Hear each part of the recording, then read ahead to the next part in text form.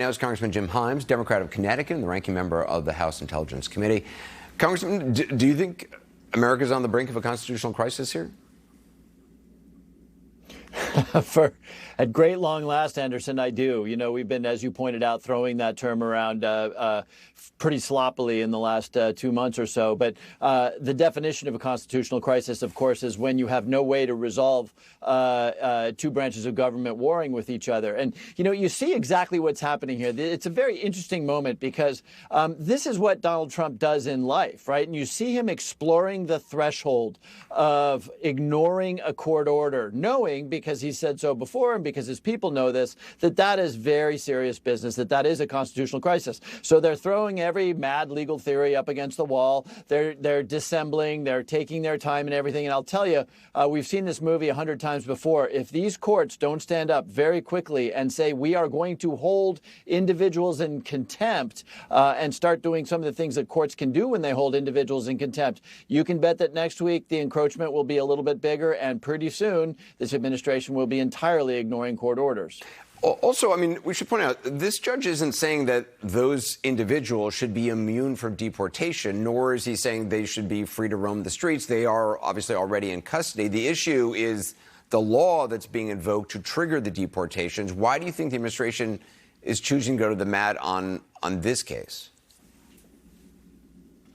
Well, that's a separate issue. That's the substance of the case. And, you know, we discover when somebody is willing to push the outer limits of the law, we discover that there are laws out there, this law that I presume almost no American had ever heard of, that the Secretary of State and the Secretary of State alone can decide that a non-U.S. citizen in the country is a danger to our foreign policy and deport them.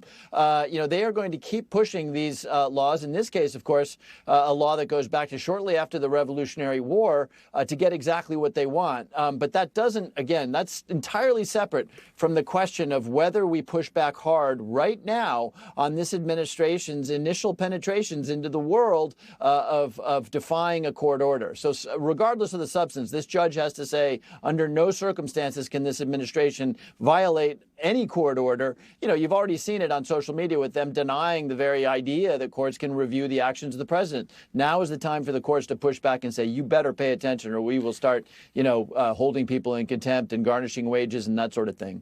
President Trump gets higher approval ratings for actions on immigration than any other issue, higher than at any point during his first term.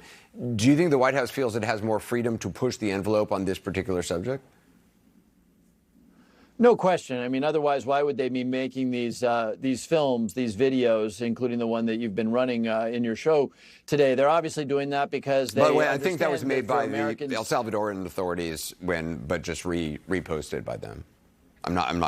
Yeah, fair enough. But you know, we've seen administration produced videos of people being put on planes and that sort of thing. Right. Now, and that's going to last, by the way. This is sort of classic Hollywood. That is going to last right up into the moment that it is discovered that some innocent person is now, you know, being brutalized in a Salvadoran prison. When the blowback that inevitably comes when you completely ignore due process comes to roost in the form of stories of people being horribly abused, that's when the numbers are going to begin to change a little bit. Right. We don't know who's really on this flight. I mean, we're told it's the worst of the worst. It's members of this Venezuelan gang, and, you know, but we don't know for sure.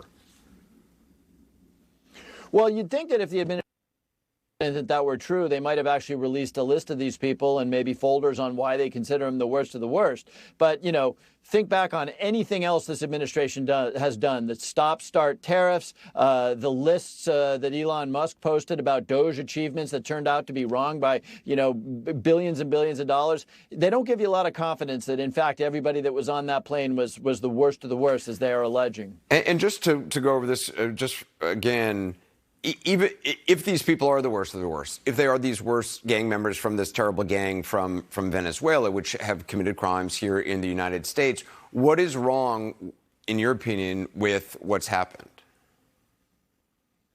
Nothing at all. I certainly have always believed and continue to believe, and I think most Americans believe, that if you're in this country undocumented, illegally, and you commit a crime, you're on the next bus out. No, I don't think anybody argues with that. But what is critical there, of course, is due process, right? Get them out, but let's at least make sure that we're deporting people who we know fall into that category. False arrests are made all the time. All kinds of shenanigans can happen in a court system. So by all means, toss them out, but do it transparently and with due process so we can tell whether we're doing the right thing as a country or deporting innocent people. Congressman Jim Himes, thanks for your time. Much more now on this legal fight.